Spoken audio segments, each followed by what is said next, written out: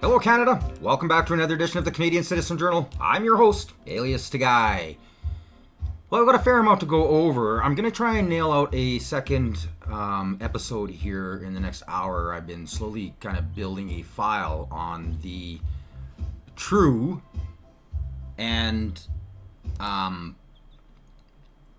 real aspect of Alberta, Saskatchewan, BC, and even Manitoba separating from Canada. Now, of course, media is just, they're trying everything possible to try and convince people that it's economically impossible, and then you've got the Indigenous people to deal with, and treaties, and this is all bullcrap, especially when you've got parties like the NDP, who, for lack of their own intellectual, well, they haven't got any brains, have aligned themselves with the northern Indigenous areas to the detriment of those nations.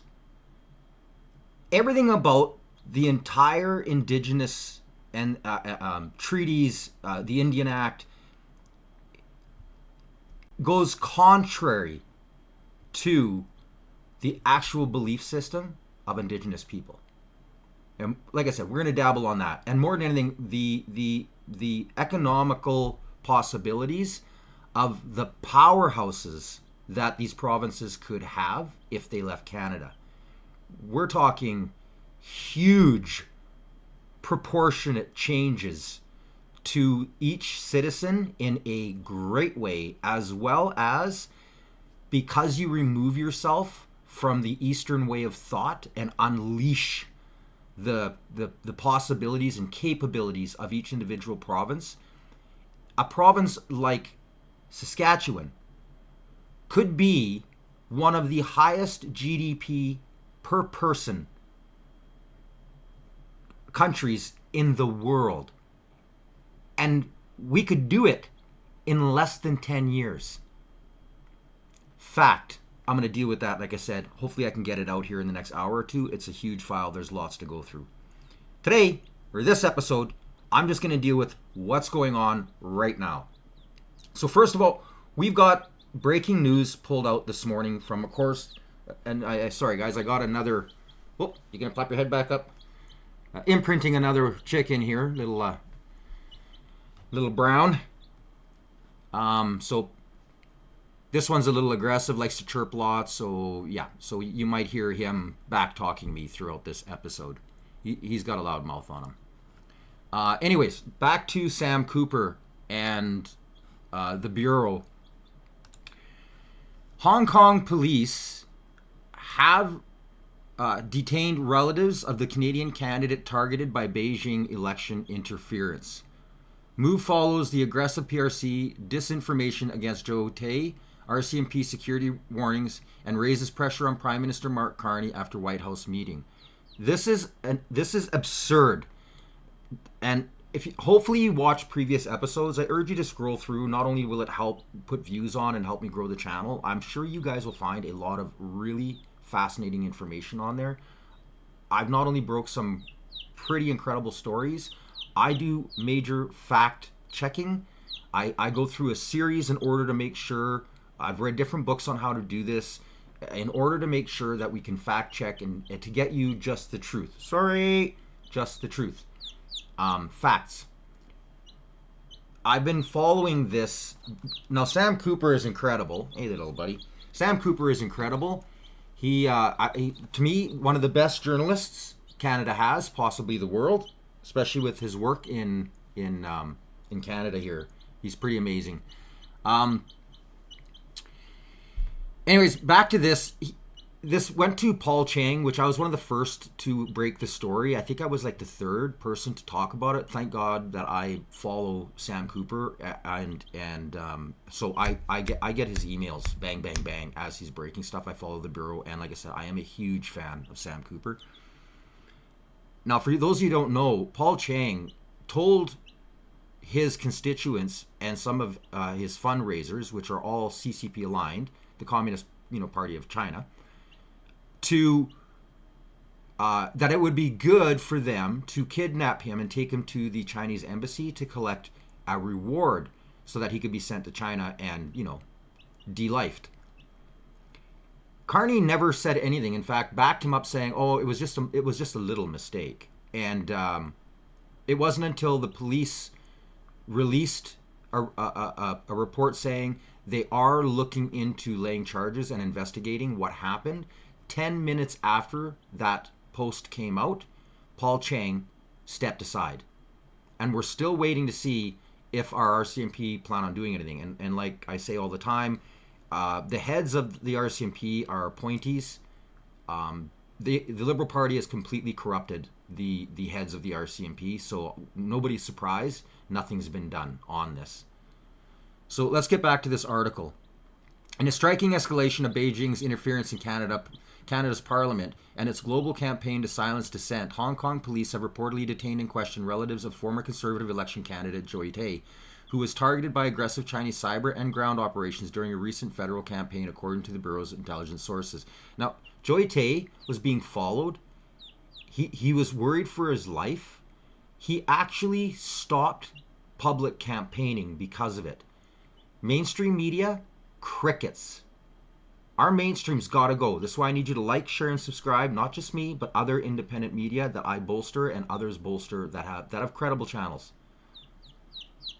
Tay lost his riding by 5,000 votes to his Liberal opponent in Don Valley North, and yet has yet to comment on the detentions. As the Bureau previously reported, the RCMP advised Tay to suspend in-person campaigning during the final week of the election due to credible threats tied to foreign interference. Now, the person that they replaced Chang with is even worse than Chang.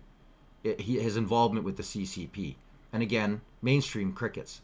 This riding, if it would have got the public attention needed, would have went to the Conservatives, which would have given not only the Liberals one less seat, but the Conservatives one more. This is how election interference works when you've got the propaganda machine in full fifth gear, like right to the floor, protecting and promoting liberalism. The reported detentions occurred Thursday morning in the Pho Tan district of Hong Kong, where Tay's relatives were taken to a police station for questioning. While Hong Kong police have not publicly confirmed the operation, the tactics align with the Chinese Communist Party, growing use of family-based intimidation to suppress overseas dissent, a strategy documented across multiple countries by rights monitors and Western intelligence agencies. This is a bombshell. I urge you to read it. It's quite fascinating. The Bureau definitely follow Sam Cooper. Like I said, he has nothing but my highest, utmost respect. Best Canadian journalist out there, hands down. Trump has just signed a trade deal with England. This is huge. Canada's the only other country next to China with retaliatory tariffs. If that doesn't show you who we were aligned with, I mean, it's pretty much right there in the open, blatant. But again, media isn't talking about it, nor are they talking about the 100% tariffs that China has on Canada, particularly the 100% on the prairie provinces and the 25% in the fishing industries on the east and west coasts, as well as like anybody down the St. Lawrence all the way into Quebec. This is a huge tariff. It is hurting us economically way more than what Trump's little wee tariffs are doing to the steel and auto industry. As even the little 10% on the oil here. The Chinese tax is 10 times, if not more, worse. Let's take a listen. Let's find out, but I think they want to make a deal very badly too. Both countries have agreed that the economic security is national security and will be working together as allies to ensure that we have a strong industrial base, appropriate export controls and protections for key technologies and industries like steel. Steel is a big factor. Both countries will become stronger with steel and things necessary for military. You know, we used to build ships and other things literally at a level that nobody's ever seen, and we've eased up, and I would say that the UK certainly eased up, but now we're going to be uneasing both, and we work together. Once again, I want to thank Prime Minister Starmer. He's been terrific for his partnership in this matter. The special relationship and external bond. It's really an external and an internal bond between our two countries will soon be stronger than ever before. And we really do. We have a great relationship. I want to just say that the representatives of UK have been so professional. Boy, that's a far cry from what he said about Canada, isn't it? Especially the horrendous Chrystia Freeland. Her bloodline pretty much nails her personality to a T. And it's been an honor doing business with all of them, and in particular the Prime Minister. And I'd like to introduce him now to say a few words. Mr. Prime Minister, please take it away. Thank you, Mr. President, Donald. And this is a really fantastic, historic day in which we can announce this deal between our two great countries. And I think it's a real tribute to the history that we have of working so closely together. Can I pay tribute, Donald, to your negotiating team as well, particularly yes. Howard and Jameson, who've done an incredible job, a very professional job, and my team as well. Two negotiating teams have worked at pace now for a number of weeks to bring in this deal today. Really important deal. This is going to boost trade between and across our countries. It's going to not only protect jobs but create jobs, opening market access. And as you say, Donald, the timing couldn't be more apt, because not only was it 80 years ago today that victory came for Europe after and at the end of the Second World War, but of course on that day the UK and the US stood together as the closest of allies. And Donald, I think even down to the hour, because you may or may not know that it was about this time of day, exactly 80 years ago, that Winston Churchill announced victory in Europe, and that led to great celebrations across Europe, across America, but particularly in the United Kingdom. Literally people going out into the street, putting bunting up. So this is huge, and this isn't all done in concrete yet. They're pre-announcing kind of what's going on. I think both countries are agreeing that they need to calm down all of the leftist propaganda that has been hyping this up, creating fear, hate, and division, which is what their job is. This is what propaganda does.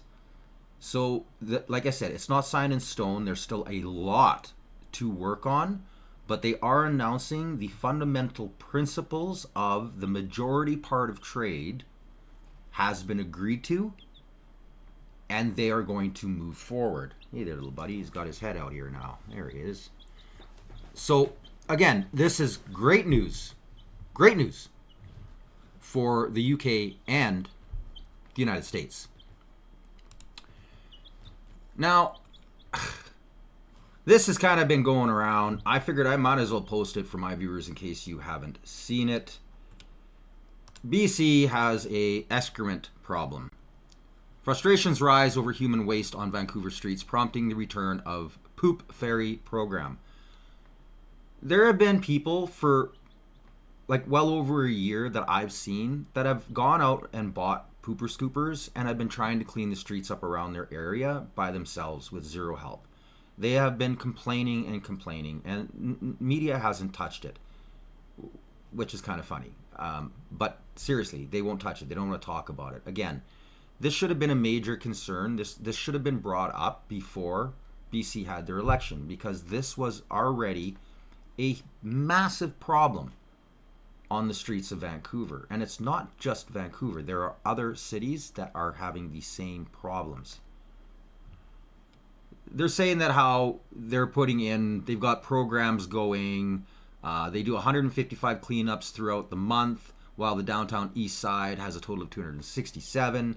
The people are saying it's not enough. This has got to end.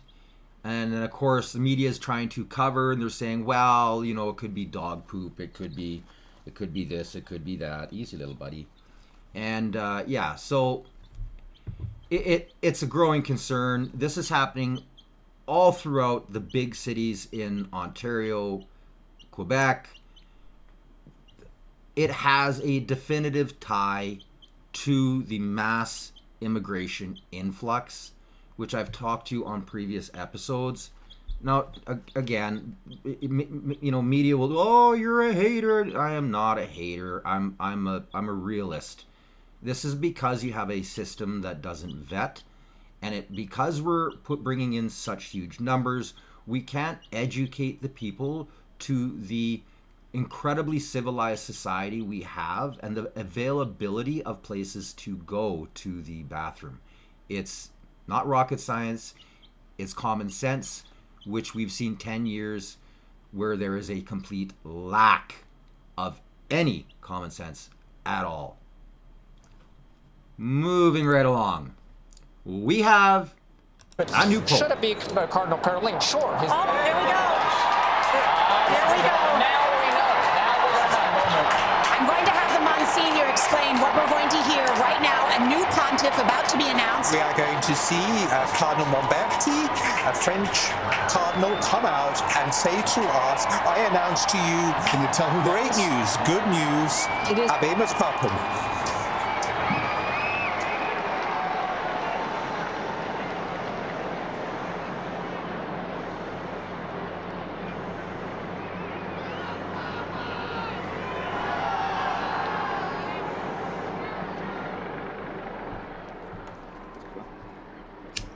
Annuncio vobis gaudium magnum.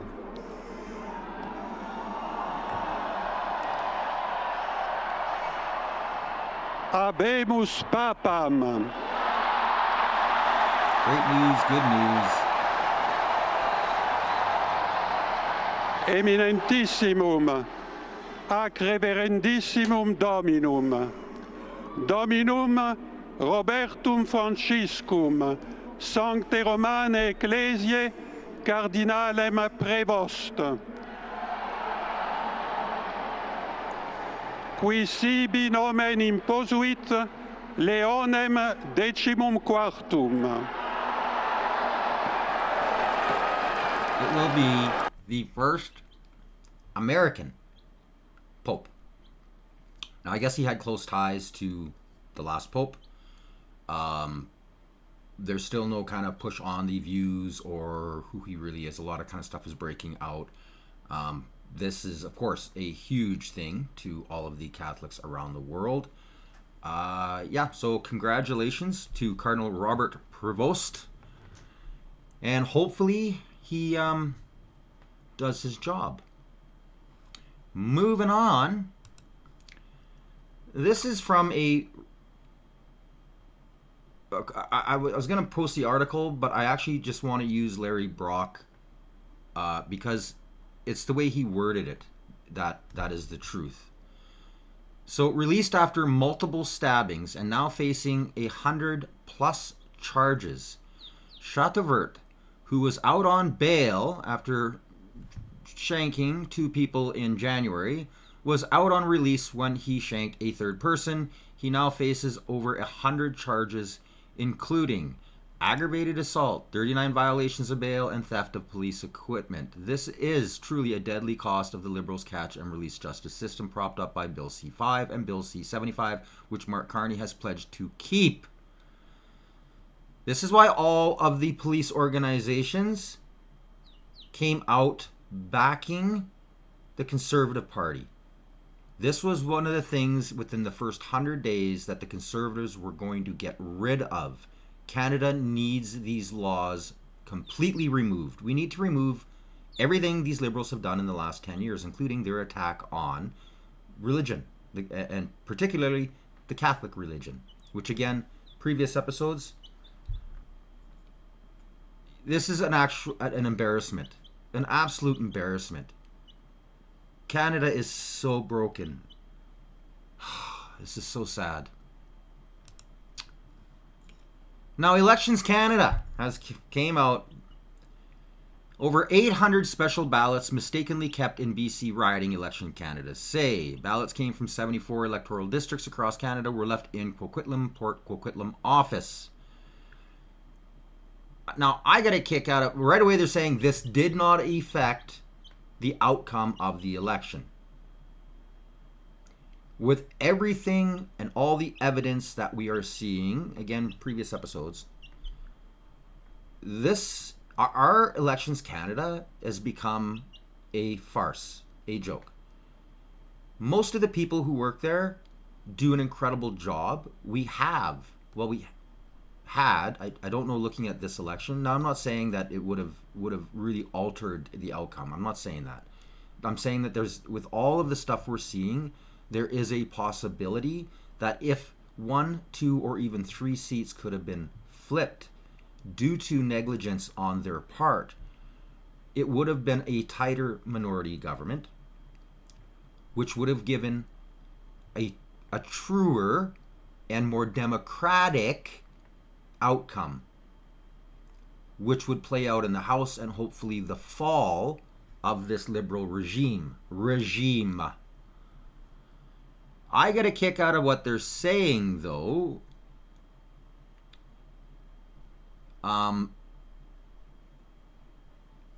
So they actually name off a few areas to which the failures were in. Over 500 of the ballots mistakenly left a Coquitlam, Port Coquitlam were forced to the electoral district of Port Moody, Coquitlam. Others were for ridings across the country, including Halifax, Nepean, and Vancouver Centre. Now, we know that Carney won Nepean by a large number, so wouldn't necessarily affected that. But if the media would have been showing the negligence on part of the law in the attacks on Ball and her signs and her campaign, there might have been a lot tighter of a race, especially now that we know that they purposely did a lot of gerrymandering and it was a setup on Poilievre's riding, which is right next to it, in order to reduce the amount of conservatives that were in Poilievre's riding. Other media outlets have touched on this, and it is true. I personally believe that the government, on purpose, divided the line in order to ensure that they came ahead and the Conservatives lost that riding. They were trying to secure as many ridings as they could. Our system is a joke. Moving right along. This I dabbled on a previous episode as well, and now they've come out with an apology. Elections Canada apologizes. Oh, I'm sorry. To Nunavik voters left out of the vote. There were 4 or more different ridings that this had affected that either they didn't open the polling station, or they did and it was open for like an hour and a half, and then they closed them down. This affected a lot of people and did change the outcome. When you're dealing within communities that have 1,600 people, where the whole riding is like 7,000 or 9,000, that's a huge percentage of votes, especially when it comes to the remoteness of those votes being completely contrary as a demographic to what the cities were voting. It could have been a huge change. So once again, this is what I mean. We could have had a tighter minority government. Of course, mainstream media was the biggest problem. Like I say, over and over and over, it is the most powerful tool of a regime. We have wildfires in Alberta. I'm near the town of Redwater, just northeast of Edmonton. Now, this is a staging area where a wildfire has burned around 400 hectares of land as of noon on Monday. So let's take a look at the details around this fire and another that burns near Grand Prairie. Residents in the area have been on evacuation alert since the fire started on Saturday. It spread rapidly through the surrounding forest. Through that extreme behavior was embers being blown ahead of the fire, creating multiple spot fires, which then joined up into one larger fire area. Sturgeon County's fire chief confirms the fire started in the Redwater Provincial Recreation Area and was caused by an ATV. It was either a mechanical or electrical issue with the machine that was in a very remote part of the park and difficult to access to get there with any water or extinguishing agents before it had spread into the trees, but it was within the machine itself. Chantel Williams and her family lost their home in the fire. She's been worried about the dry conditions and the potential impacts of ATVs nearby. When it's this dry, please, please, please watch your ATVs. This is our home. This is what we get to deal with. And we want everybody to enjoy it, but at the same point, at what cost? Meanwhile, near Grand Prairie, crews have nearly contained a wildfire. The Deer Ridge Estates wildfire burned out of control over the weekend. It's smaller than the Redwater fire, only spreading across 80 hectares. Close to 100 people have had to evacuate their homes. Crews are hoping calmer than expected winds could lead to the fire slowing down. Travis McEwen, CBC. Glad to hear they got them under control. The Grand Prairie one, they're saying they've got it under control. It's still burning, and hopefully the winds don't pick up. I know where I am right now, it's pretty windy today, and it's a dry wind as well. So let's just hope they can get this thing out before it picks up and causes a lot more damage. So the CBC got fact-checked once again and has proven to be a failure, which obviously if you're watching my channel and subscribed, you know, and I love it when I can show how much of a propaganda machine they are, and this is just another one. And again, this was running during the election campaign. It was outright lies in order to make Poilievre and the Conservatives look bad and like they were misrepresenting. And now they fact-checked him. So CBC fact-checker gets his facts wrong. At all times during an election period and beyond, the media must report accurate information and, when necessary, correct the record. For example, following the English language leaders debate on April 17th, CBC reporter Jonathan Gatehouse appeared on CBC News and fact-checked a statement by Conservative leader Pierre Poilievre, who had referenced a study published by the Fraser Institute. Unfortunately, during the segment, Gatehouse got his facts wrong. Not only wrong, he blatantly lied. Because you can't be that stupid. Well, I shouldn't say that. We have a lot of really, really dumb politicians, and the media is just a follow-through of that same example.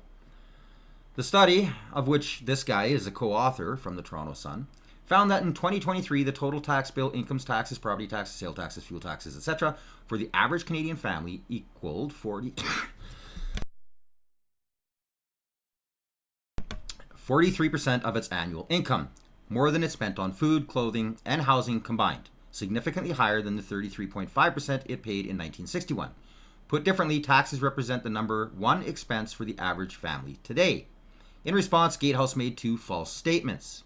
Firstly, he falsely claimed that the study does not take inflation into account, but in fact, the study tracks changes in the tax bill for the average family since 1961 and explicitly adjusts for inflation to provide an apples-to-apples comparison over multiple decades, as shown in the study.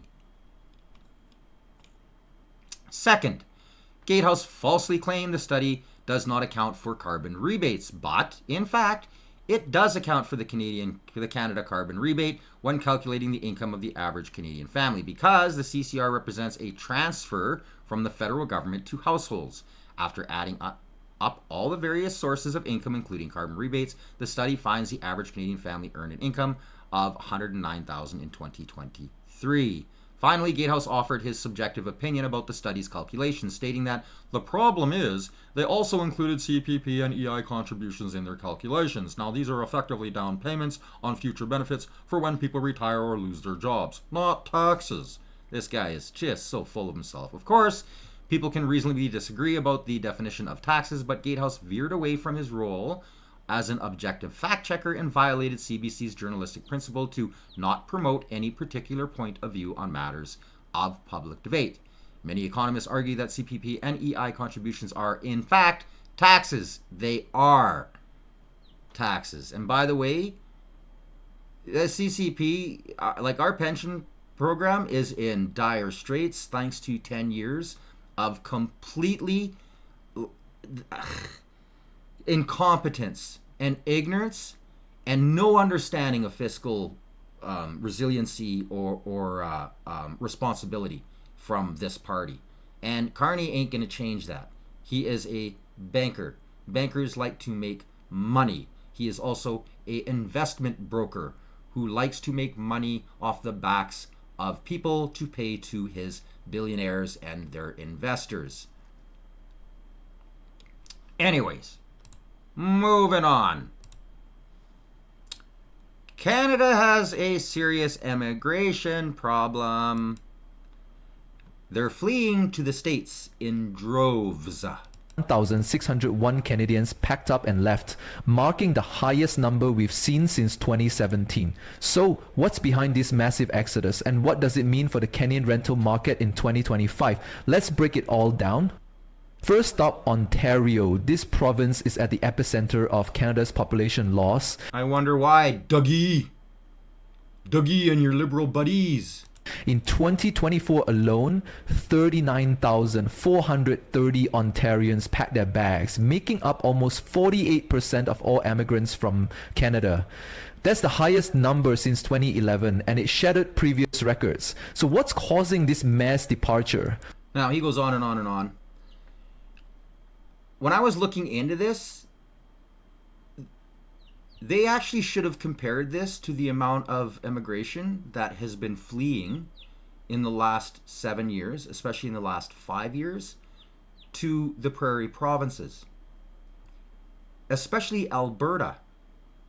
I personally know of many people who have fled Ontario, Nova Scotia, like all out east, mostly Ontario, because of not only the politics, the school system, but the cost of living and the ignorance of the people. Like I stated on other episodes, we still wave out on the prairies. They don't do that out in the cities. It's a completely different way of life. Once again, this is how Quebec and Ontario are the same. Quebec likes to say, "Oh, we're a distinct people." No, you are not a distinct people. You're not near as distinct as Saskatchewan and Alberta, let alone Newfoundland, Labrador, PEI. Not even close. Now, this is an actual chart. And you can see right on the chart. So the red is born in Canada, people that are fleeing. So the way the news is putting it out, it's like it's all immigrants that are fleeing. No, it's not. The gray are people who were born in the States that were living here. And the light grayish blue are born elsewhere. So immigrants that came to Canada. Far less number of them leaving compared to the American born and far more Canadian born fleeing, especially in 2022. Huge numbers. And I'm going to play you this. I found this fascinating. I'm going to play this for you because I think it is crucial, the way she says it, other than her number one reason for leaving. 5 reasons why my husband, I, and the family are leaving Canada and moving across the world. There's a lot of things going on in Canada that I didn't appreciate anymore. The first reason why I would be leaving Canada is the weather. I love winter when it's like Christmas, but I mean, like, we have long winters. They're like 6 to 7 months. I didn't realize how depressed I am during the winters. People, mental health is real, because I realized that when you're confined indoors, your mood drops. Second is... And this is why Canadians are a unique people, especially in the northern parts. It's a cold place, which is another reason why the whole carbon tax and all the rest of this crap that they've been trying to push on people in Canada has crushed our economy. Because if we're not trying to keep ourselves warm, We're trying to keep ourselves cool. We live in a very extreme environment. So I disagree with her. I am Canadian. I absolutely love the winter. Yes, 67 below can be harsh. It can be harsh on the farm, my ranch, especially with the animals. But generational, you learn to deal with it. And if we didn't have to pay such huge taxes and bullcrap carbon crap on our heating and cooling, it wouldn't be a problem like it is today. Now, these other points are what every Canadian is feeling. Is the cost of living. In Canada, the cost of real estate, food, gas, and etc. Has risen dramatically. Thirdly is healthcare. Many individuals don't have a doctor in Canada, and that's crazy. I was actually one of them. Fourthly is the high taxes. The government takes a big percentage of your money from your paycheck, and it goes to healthcare that isn't that great, and also to government programs that are not even benefiting a lot of people. Fifthly is school system. There's a reason why I'm homeschooling. I do not agree with a lot of things that they're doing in the public schools and Catholic schools. She is absolutely correct.